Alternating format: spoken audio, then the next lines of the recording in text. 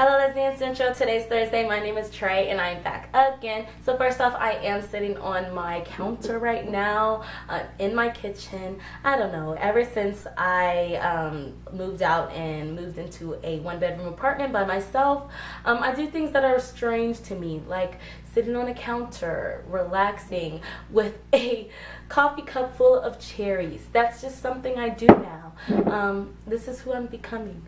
Also, the second one is, hopefully this video goes up without any kind of problems. The internet guy is coming today. It is Wednesday. So by Thursday, hopefully, when I post this, everything goes on and well and great. I don't know. Hopefully things are great.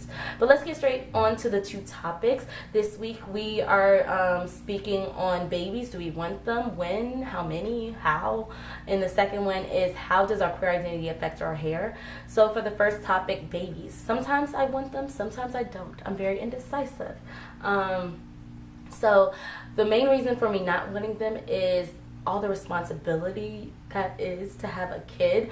I'm scared to raise a being and them being responsible partly for who they grow up to be, and like teaching them morals and teaching them everything. Like, I'm scared to teach a kid anything just because maybe I'm wrong. But I'm still young, so that may change soon. But yeah, I'm scared to death of that kind of thing, as well as them being dependent on you. There is a being that is fully and completely dependent on you, and they don't care about the problems you're having today or tomorrow or your money situation. All they care about is you loving them and being there for them completely. And that's very terrifying to think about. But if I were to have kids, I've always said I wanted to have 3. I am one of 3 kids, so I've always thought that was a good number. I am willing to have 1 child. My partner can have a child, and I'm very, very, very open to adoption. I've always said if I was going to adopt, it would be someone over the age of 3, because that's when their percentage of being adopted goes downhill.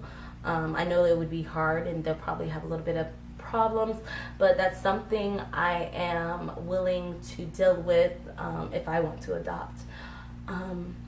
When it comes to insemination, obviously that's probably going to go, that's the route we'll probably go. I don't know if I want to know the person who is the guy who they get the sperm from. I don't know, but I do know I would never pick someone who does not want to be contacted by my kid when they turn 16 or 18. I don't remember the age, but I know that I would not pick someone who does not want to be contacted by that, because if my child wants to find their father or the person who fathered them, or, you know, their sperm donor, I don't know how else to call it, but if they want to find that person when they're 16 or 18, I am very open to them doing that, and hopefully the person that I pick is as well. For my partner, I would never want them to get inseminated by anybody who is in my family. I think that's too personal, too close. It can get confusing having an uncle and a dad. I know it works for a lot of families, but I don't know if it would work for mine. So that's me and kids. I don't want to have kids until mid-30s, honestly. So I have time. So for the second topic, how does my queer identity affect my hair? Obviously, it doesn't. It doesn't at all. That could be like the end of this conversation, really.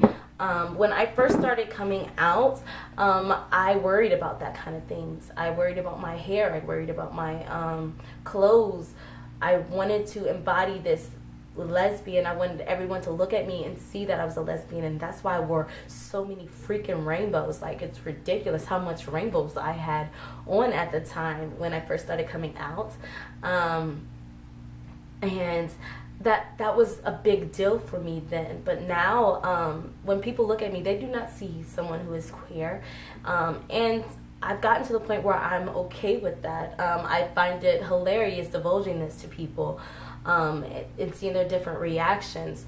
Of course, it makes it harder when it comes to finding someone to date, but it only makes it harder because they're not approaching me. I have to approach them, because I obviously do not look like someone who is queer, and I don't really I don't think I give out that vibe. Some people say I do, some people say I don't, but I have found my game to get a lot stronger because I have to approach other people.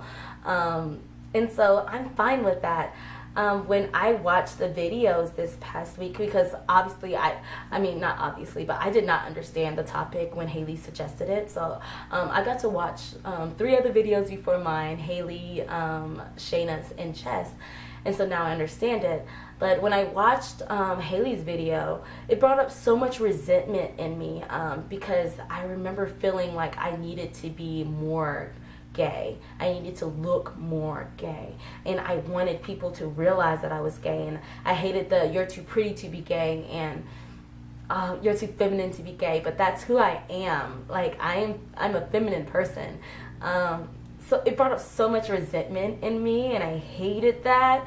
And I was like, how dare the world make us feel like we have to look gay and that we have to change ourselves and change our hair and change the way we present ourselves so they would believe us and not assume that we're straight. But yeah, and I understand people do change themselves and change the way they look to be perceived more as what they want to be known as. I'm just not one of those people. So yeah, guys, I'm gonna stop this video now because I'll just keep on going on and on about it. So I hope everyone is having a wonderful, wonderful, wonderful week and a wonderful day. I guess I will speak to all of you next week, hopefully. If you have any topic suggestions, please leave them down below. I think y'all are all awesome, and I hope you're having awesome days. If you have any opinions on either one of the topics, please leave them down below. I swear I'll write you back on that and like agree and be like, 8-man girl, or I don't believe you. But yeah, I'll talk to you later. All right, guys, bye.